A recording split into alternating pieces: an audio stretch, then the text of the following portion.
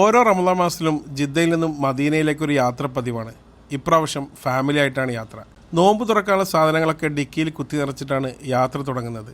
പതിവ് പോലെ Medina road നല്ല തിരക്കാണ്. പ്രത്യേകിച്ച് നോമ്പ് തുറക്കുന്ന സമയമാകുമ്പോൾ നല്ല ട്രാഫിക്കാണ്. എയർപോർട്ടൊക്കെ കഴിഞ്ഞ് റഹേലി എത്താറായപ്പോഴേക്കും നോമ്പ് തുറക്കാനുള്ള സമയമായി. ബാങ്ക് കേട്ട ഉടനെ തൊട്ടടുത്ത് പമ്പിലേക്ക് വണ്ടി കയറ്റി. റോഡ് വക്കിലിരുന്നൊരു നോമ്പ് തുറ. സൗദി അറേബ്യയിൽ ഇതൊക്കെ പതിവ് കാഴ്ചകളാണ്. വീട്ടിൽ നിന്ന് കൊണ്ടുവന്ന ഫ്രഷ് ജ്യൂസും തരിക്കഞ്ഞിയും സ്നാക്സും ഒക്കെയാണ് നോമ്പ് തുറക്കാനുള്ള വിഭവങ്ങളായിട്ടുള്ളത്. നോമ്പ് തുറന്ന് നിസ്കാരമൊക്കെ കഴിഞ്ഞിട്ട് വീണ്ടും യാത്ര തുടർന്നു. ഏകദേശം 400 കിലോമീറ്റർ ദൂരമുണ്ട് ജിദ്ദയിൽ നിന്ന് മദീനയിലെത്താൻ. മക്ക മദീന ഹൈവേയിലൂടെയാണ് ഇപ്പോഴുള്ള യാത്ര. ഏകദേശം 2.5 മണിക്കൂർ യാത്ര ചെയ്യുമ്പോഴാണ് ആദ്യത്തെ ഇടത്താവളം എത്തുക. Mecca Medina ഹൈവേയിലുള്ള Sasco petrol pump ജിദ്ദയിൽ നിന്നും മദീനയിലേക്ക് പോകുന്നവരുടെ ഇഷ്ടപ്പെട്ട ഇടത്താവളമാണിത്. യാത്രക്കാർക്ക് ഭക്ഷണം കഴിക്കുന്നതിനും ഫ്രഷ് ആവുന്നതിനുമുള്ള എല്ലാ സൗകര്യങ്ങളും ഇവിടെയുണ്ട്. നോമ്പ് തുറന്ന ശേഷം ഹെവി ഫുഡൊന്നും കഴിച്ചിട്ടുണ്ടായിരുന്നില്ല. ഇവിടുന്ന് ഫുഡ് കഴിച്ചിട്ട് വേണം ഇനി യാത്ര തുടരാൻ. നല്ല തണുപ്പുള്ളതുകൊണ്ട് എല്ലാവരും സ്വെറ്ററൊക്കെ എടുത്ത് ധരിച്ചിട്ടുണ്ട്. വീട്ടിൽ നിന്ന് കൊണ്ടുവന്ന നെയ്ച്ചോറും ചിക്കൻ കടായും കട്ടൻ ചായയും ഒക്കെ ഉണ്ട്. അതാണ് രാത്രിയിലെ ഭക്ഷണം.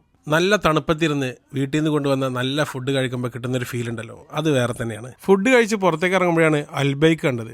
എന്നാൽ പിന്നെ ഈ തണുപ്പത്ത് ഒരു അൽബൈക്ക് കൂടെ കഴിച്ചിട്ട് പോകാന്നുള്ളൊരു തീരുമാനത്തിലെത്തി. അങ്ങനെ തണുപ്പകറ്റാൻ വേണ്ടി അൽബൈക്കിൽ നിന്ന് സ്പൈസി നഗറ്റ്സും വാങ്ങി കഴിച്ചപ്പോഴാണ് സംഭവം എല്ലാവർക്കും ഒന്ന് സെറ്റായത്. വീണ്ടും യാത്ര തുടർന്നു. ജിദ്ദയിൽ നിന്നും വൈകിട്ട് 5 മണിക്ക് തുടങ്ങിയ യാത്രയാണ്. എല്ലാം കഴിഞ്ഞ് രാത്രി 1 മണിയോടുകൂടെ ഞങ്ങൾ മദീനയിലെത്തി.